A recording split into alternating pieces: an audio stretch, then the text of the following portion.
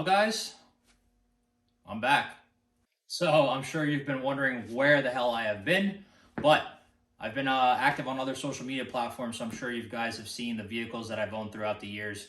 But for now, we have the Lightning baby right here on jack stands as usual. I told myself after the GTR build that I never be in this situation again, but here we are. So I'm kind of going to give you a rundown of where I've been, what I've been doing, and the current project, which is this one, and what our plans are for the future. I'm going to give you a rundown of the time scenario for the Lightning specifically. I bought it early 2023, brought it home. It was an original owner truck. He purchased it in 2003.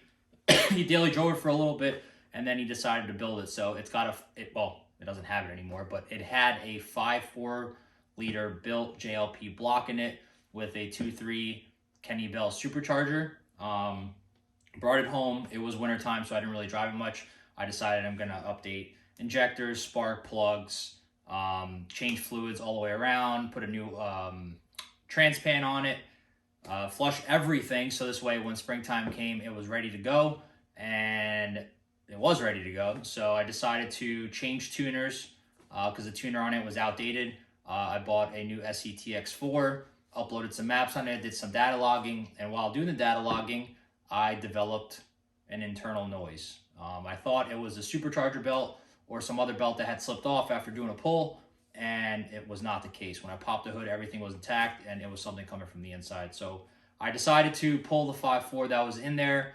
I sold pretty much everything that was in the engine bay, and I sat down and kind of started brainstorming about what I wanted to do, and I couldn't really figure it out at the time. I wanted to do a cool diesel swap maybe, something that was out of the ordinary in a Lightning chassis. And I know it's going to piss off a lot of purists, but that's where I sat with it. After some long thinking, of course you guys know that I am a JDM owner at heart. I've owned several JDM cars, particularly the R32 GTR, which was well known. And I said, what can I do to this truck to make it unique? And I figured, I haven't owned this car yet, so what can I put in here to make it cool? So here we are, fast forward almost a year later. I decided that we were going to 2JZ swap the Lightning. I know it's going to piss off a lot of people, but it is my truck, and I'm going to do what I want with it.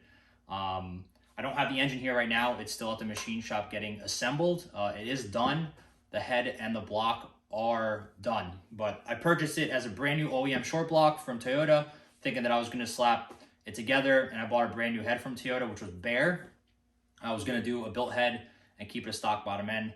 And then when my machine guy said, hey, my recommendation is to build it, hence some things I've read online as well stated that he was right. So we tore the block apart and pretty much did everything to it. Diamond pistons, manly rods, billet main caps, the whole 9 yards. So it's going to be capable of 1,500 horsepower. I'm not going to run that much. I don't want it on kill mode. I mean, it's a pickup truck, right? I'm going to struggle for traction anyway. We're going to try to fix that with suspension adjustments. But we're going to live around the 1,100 wheel horsepower mark. I'm going to show you some things that I already got that I'm stockpiling for preparation of the engine coming home. It's going to sit on the engine stand for a little bit. We're going to put everything together, and then we're going to drop it in the truck to mock up mounts because it doesn't belong in here. So we're going to have to do some fabrication. But I'm going to show you around the truck a little bit. I know none of you have seen the truck yet, besides on Instagram and other platforms. And I'm going to talk you through about what our plans are for the truck. So I'm actually going to start with the interior because this is kind of where I left off before everything happened. Don't mind the mess, please. I apologize. But it came with two of these Sparco seats right here. The driver's seat, as you can see, is a little ripped up, and I was going to plan on replacing them. I have the other one right there, obviously stockpiled parts of SVT stuff that was on the truck. So it came with a stock box back here, pretty much brand new, never used subs. I did a whole ton of wiring with my buddy Chris, who owns a insane Hellcat, and he helped me with the wiring. I did the head unit. We did a new triple gauge pod, all AM gauges. It came with two autometer ones that were super old. Again, the truck was outdated, so I went through and pretty much cleaned everything up, ready to ride for spring and summer and fall, and then this happened. So it came with the Exposition Center console, nice carpet, My goal was to change everything out to being black here so it flows nicely, but it is mint. Again, it was a one owner truck. It's got 76,000 miles on it. So it reflects that and it shows. So we're going to keep this truck and we're going to make it nice. So let's fast forward to the engine bay. So again, the 5.4 was in here. It sounded amazing. Don't get me wrong. Like, it was awesome. And then it blew up. We pulled everything out. We pulled the 4R100 out.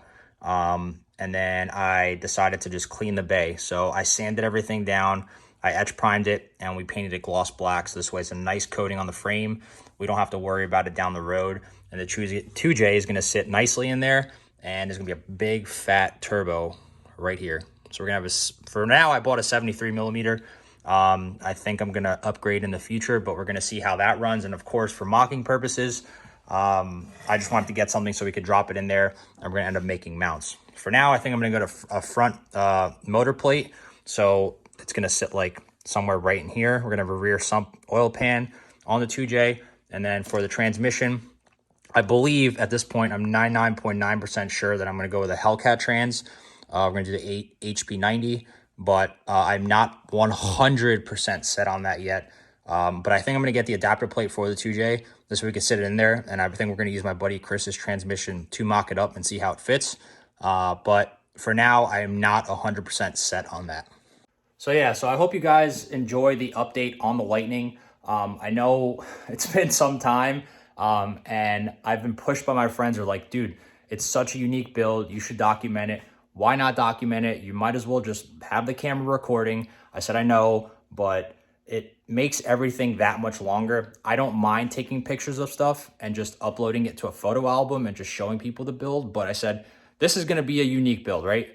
I mean, you're going to have an 1100 wheel horsepower 2J in a Lightning. I mean, the second gen Lightnings are my favorite. The first are cool, but of course, like I said, you have the Fast and Furious franchise, you know, back in 2000.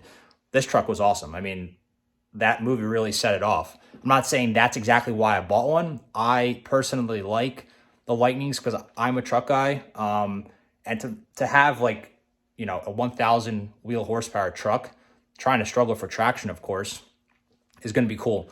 And the 2J is just going to set it off. I think it just combines my JDM at heart with the American truck, and we're going to have something that nobody has. And I know before anybody mentions it, yes, the Hoonigan truck was an F-150, okay? It is not a real Lightning. It is a salvage title, base model F-150, before anybody goes and jumps and says it's a real Lightning.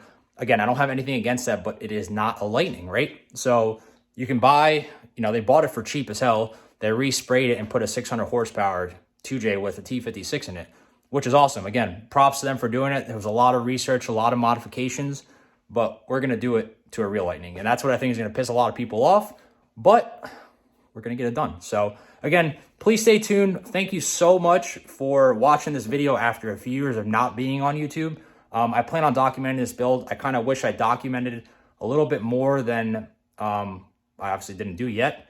So stay tuned for more videos, because once the engine gets back, I am definitely going to show you guys what it looks like, all the modifications that we're going to do to it, and all the supporting mods that are going to be done. But today I'm going to be working on getting some stuff cleaned up on this, and then I will update you guys on the next video, right? Stay tuned. Please subscribe. Let's get this 2JZ Lightning back on the road in 2024. See you on the next one.